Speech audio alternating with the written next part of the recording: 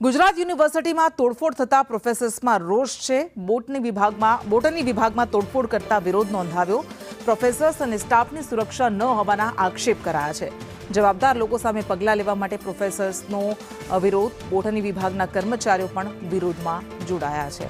તો બોટની વિભાગમાં થયેલ તોડફોડને લઈ યુનિવર્સિટીમાં પ્રોફેસર્સે આક્રોશ વ્યક્ત કર્યો।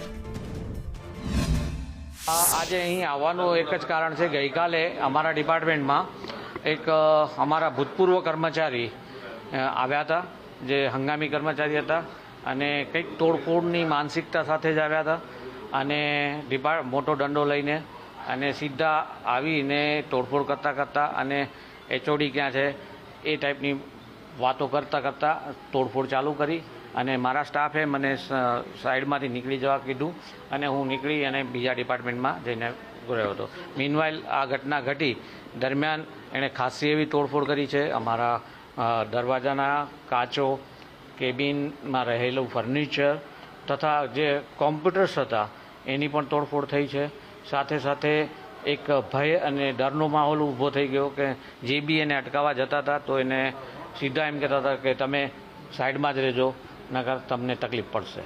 ગઈકાલે જે બોટની ડિપાર્ટમેન્ટમાં એક ભૂતપૂર્વ કર્મચારી દ્વારા જે પ્રકારનું વર્તન કરવામાં આવ્યું, તોડફોડ કરવામાં આવી, તેને લઈને સમગ્ર અધ્યાપક આલમ અને વિદ્યાર્થી આલમની અંદર એક અસુરક્ષાની લાગણી પ્રવર્તી રહી છે અને એ જ વસ્તુના નિવારણ માટે અમે અત્રે વાઇસ ચાન્સેલર મેડમ અને રજિસ્ટ્રાર શ્રીને વિનંતી કરવા આવ્યા છીએ કે સમગ્ર અધ્યાપક અને વિદ્યાર્થીઓના જે સુરક્ષા છે એના માટે કડક પગલાં લેવા જોઈએ। એટલે અમે આજે સવારે ત્યાં મળ્યા બધા, ત્યારે જ ખબર પડી કે રજિસ્ટ્રાર સાહેબ અને બીજા કોઈ અધિકારી ત્યાં સુધી એસ્ટેટ વિભાગ કે કોઈ પહોંચી શક્યું નથી।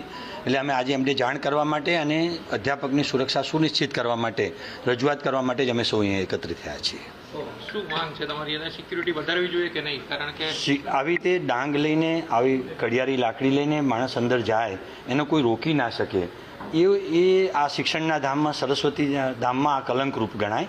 અને આવી રીતે પૂર્વ કર્મચારી 2 વર્ષ પહેલાં જેને નોકરી છોડી દીધી હોય અને એક ટેમ્પરરી કોન્ટ્રાક્ટર કર્મચારી આવી કોઈ દાદાગીરી કરી અને અધ્યાપકોમાં અને વિદ્યાર્થીઓમાં ભયનો માહોલ આવા સરસ્વતીના ધામમાં કરે એ યોગ્ય નથી।